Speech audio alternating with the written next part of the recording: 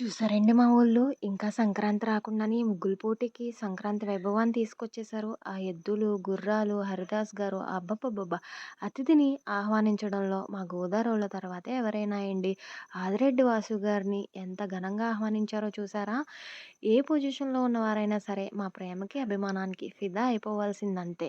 ఇంక మా అభిమానాన్ని పాట రూపంలో పాడాలంటే, ఆయ్ మేం గోదారోళ్ళమండి అదేనండి.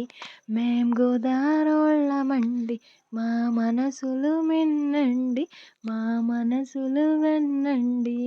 ఇంక ఈ ముగ్గుల్లోకి వెళ్ళిపోతే సంక్రాంతి అంటేనే ముగ్గులు, పిండి వంటలు. మనలో ఉన్న టాలెంట్‌ని గుర్తించడం కూడా పెద్ద గిఫ్ట్ అనే చెప్పాలి.